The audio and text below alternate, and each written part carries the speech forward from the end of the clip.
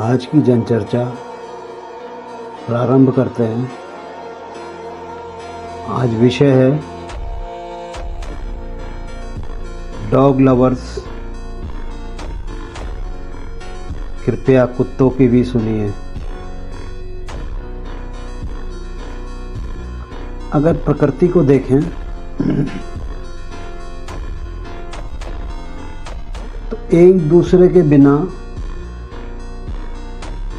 जीवन चलना बड़ा मुश्किल है। अगर कांटों को तोड़ देंगे तो कोमलता भी मिलनी मुश्किल हो सकती है। अगर सब खाइयों को भर देंगे तो ऊंचाइयों का लाभ भी मिलना संदेह हो जाता है। कहा जाता है ज्ञानता और अज्ञानता। अगर इतिहास को देखें तो सामूहिक निर्णय और व्यक्तिगत निर्णयों में बड़ा अंतर होता है, और जो जनता के लिए जनता हित में निर्णय होते थे वो सामूहिक निर्णय बेहतर होते हैं। ये अलग बात है कि हमारा आज़ादी के 80 साल बाद भी हम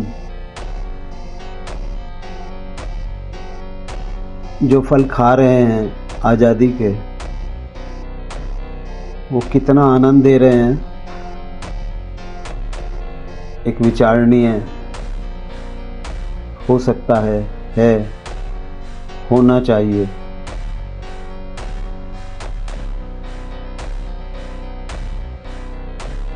अभी कुत्तों का प्रकरण शुरू हुआ। आप देखते होंगे, हमने तो देखा है गांवों में, समुद्र के किनारे, नदियों के किनारे, गांवों में सभी ने देखा होगा पशुओं, गाय भैंस कितने पक्षियों पर निर्भर रहते हैं, वो उनके स्वास्थ्य में कितने हितकारी होते हैं। पशु सब एक दूसरे से जुड़े हुए हैं। एक चीज को भी आप खत्म कर देंगे, नियंत्रित किया जा सकता है, विकास हो रहा है, होना चाहिए।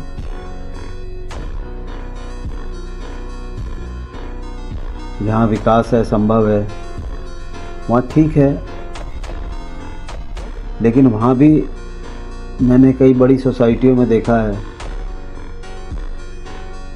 घरों में पाल रहे हैं अब डॉग, और डॉगों की कीमत इतनी है कि आम आदमी तो सुन के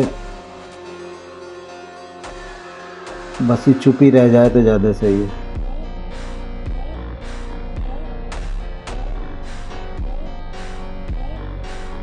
आवारा कुत्तों का कोई, लेकिन मानव ही कर रहा है, मानव ही नुकसान भी उठाएगा।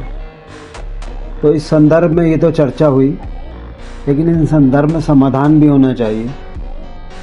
तो समाधान की दृष्टि से, क्योंकि हम आलोचनाओं में और कारणों से आगे चलकर समाधान की ओर, हमारा ये तो केवल हमारा एक चर्चा थी कि ये हो रहा है, होना चाहिए समाधान। समाधान के लिए अभी हमारी जानकारी में आया ताइवान। भारत में आवारा कुत्ते बड़ी समस्या है। ताइवान ने इसका समाधान सबसे पहले कर लिया, वो मॉडल बना हुआ है। अब जनता को ही सोचना पड़ेगा कि हम डॉग लवर्स को विशेष रूप से सोचना पड़ेगा कि हम इसमें क्या करें। एक समाचार मेरी जानकारी में आया कि कुत्तों की समस्या सिरदर्द बन गई। आदेश हो गए मौत की नींद सुला दो।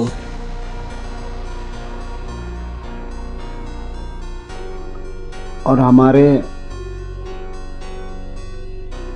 मुझे नाम याद नहीं आ रहा कि हमारे शास्त्रों में भी जो है कुत्तों में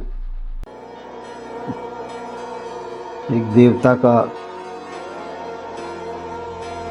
शिव जी के दरबार में महत्व है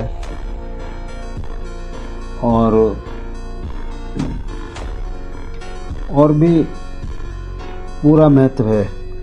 और जीवन में, मानव जीवन में तो कुत्ते के महत्व को छोड़ा नहीं जा सकता। तो ताइवान की राजधानी में एक समाधान देखने में आया है जो विश्व मॉडल बन रहा है कि वहाँ लोगों को जो है आवारा कुत्तों को गोद ले लेते हैं। पिछले दिनों भारत में मेरठ में भी हमने देखा है, नगर निगम में चर्चा हुई थी कि कुत्ते जो हैं, जो डॉग लवर्स हैं, वो उसकी जिम्मेदारी लें और वो देख रेख करें और उनके संरक्षण में उसका नाम लिखा जाएगा। तो ये अच्छा सुझाव है, लेकिन ये प्रयास सबको मिलजुल के करना होगा। आवारा कुत्तों को गोद लेना होगा। हमारे यहाँ भी हालांकि ट्रेनों में कुछ सुविधाएं साथ ले जाने की हैं पालतू पशुओं को, कुत्तों को, विशेषकर कुत्तों को, बिल्लियों को।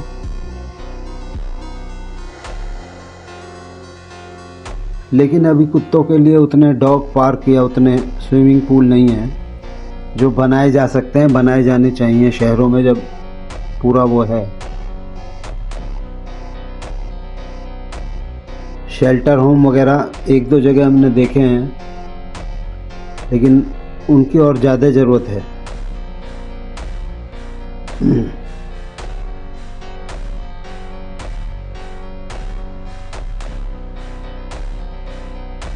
वॉन इन चियोंग भी डियोंग फ्रेंडली मेट्रो और बस में सवारी करते हुए 100 से अधिक पेट मालिकों के बीच मिलने पहुंचे थे।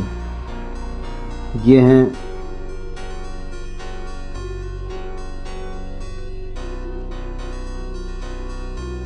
ऐसा मौजूदा एरिजोना यूनिवर्सिटी के प्रोफेसर फ्रांसिस नोबर्ट ने इस बदलाव की पूरी कहानी सुनाई। उन्होंने बताया कि एक समय ताइवान में आवारा कुत्तों की गंभीर समस्या थी। उन्हें रोकने के लिए 1998 में एनिमल प्रोटेक्शन एक्ट लागू हुआ। लगभग ताज़ी बात है, 1998 का मतलब बहुत पुराना नहीं है। इसके तहत आवारा कुत्तों को शेल्टर में सिर्फ 7 दिन रखने का नियम था। 210 में से 12 दिन कर दिया गया। हमें किया जा सकता है, हम जो काम करना चाहिए, अनिवार्य डिजिटल पहचान बनाएं कुत्तों की, और ये व्यवस्था हैं, ये किया जा सकता है। पालतू कुत्ते के कान में माइक्रोचिप लगाई जाए। कुत्ते और उसके मालिक की जानकारी होती है। इसकी लागत 1500 रुपये बैठेगी, हो सकता है।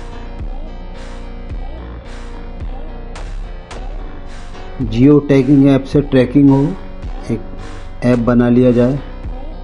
आवारा कुत्तों की ट्रेनिंग के लिए कृषि मंत्रालय एक ऐप लॉन्च कर सकता है। नागरिक इस पर कुत्ते की फ़ोटो जियो टैगिंग लोकेशन के साथ अपलोड करें और इसके बाद नगर निकाय की टीम तुरंत उसका टीकाकरण करती है।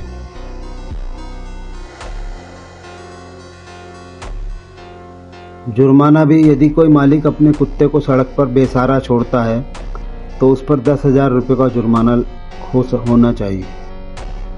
नसबंदी पर सब्सिडी। सरकार और नगर निगम वर्तमान में नर कुत्ते के लिए 3,000 रुपये और मादा के लिए 9,000 रुपये की सब्सिडी दे सकते हैं। आउटडोर फीडिंग के लिए खुले में खाना खिलाने वालों को नसबंदी अभियान से जोड़ा जाए। उन्हें ऐसी चुनिंदा जगह बताई जाए जहां कुत्तों की नसबंदी खाना खिलाने के वक्त कर सकें। ये एक व्यवहारिक भी होगा अभी जो आदेश हैं उनकी व्यवहारिकता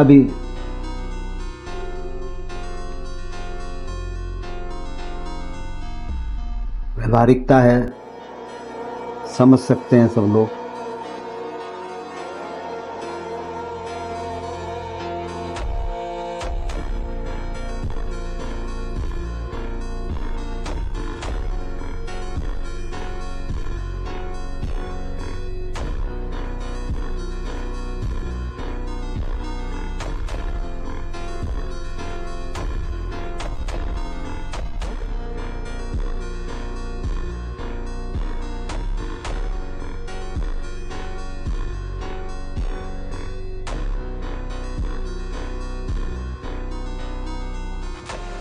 बारह दिन में कुत्ते का मालिक यदि कोई नया व्यक्ति इन्हें नहीं ले जाता तो कुत्ते को दर्द रहित इंजेक्शन देकर मार देते थे।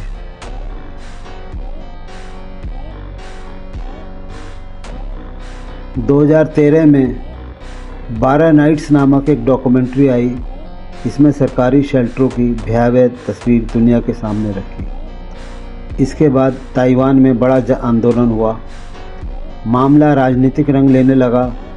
तो 2017 में सरकार बैकफुट पर आई और उसने कुत्तों के लिए नो किल पॉलिसी लागू की। इससे कई उपाय एक साथ लागू किए गए। सेंटर फॉर एनिमल प्रोटेक्शन के लिए एक विशेषज्ञ बताते हैं कि हमने इसे सिर्फ नगर निगम का मुद्दा नहीं माना। ये नगर निगम का नहीं बल्कि शहर की पेट फ्रेंडली बनाने की मुहिम शुरू की। शहर में पेट फ्रेंडली मुहिम होनी चाहिए। आज शहर में 22 डॉग पार्क हैं जहां लोग अपने कुत्ता खुला छोड़ते हैं ताकि वे दौड़ भाग कर सकें।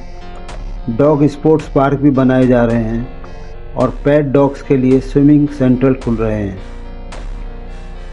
इससे शेल्टर होम अपने आने वाले पिल्लों की संख्या 91% तक घटी। कुत्तों से जुड़ी दुर्घटनाएं या शिकायतें 87% कम हुई। Taiwan bio university research institute के अनुसार यदि 75 से 87% मादा कुत्तों की नसबंदी हो जाए तो सड़क के कुत्तों की आबादी तेजी से घटती है। तो जो 1999 2000 के बाद 26 साल का हम ताइवान का देखें तो इस समझदारी को आजकल सब चीज़ नेट पर उपलब्ध है। आप भी नेट ताइवान ढूंढ सकते हैं। ये जानकारी डॉग लवर्स के लिए होनी चाहिए, इस पर काम होना चाहिए। और सभी डॉग लवर से अनुरोध है कि हमारे साथ जनचर्चा में जुड़ें, सहयोग करें और इस पे एक कार्यक्रम बनाने का प्रयास करें। पूरे देश में सभी डॉग लवर्स आमंत्रित हैं। यहीं विराम देते हैं। धन्यवाद। आशा है इस चर्चा का कुछ लाभ हो।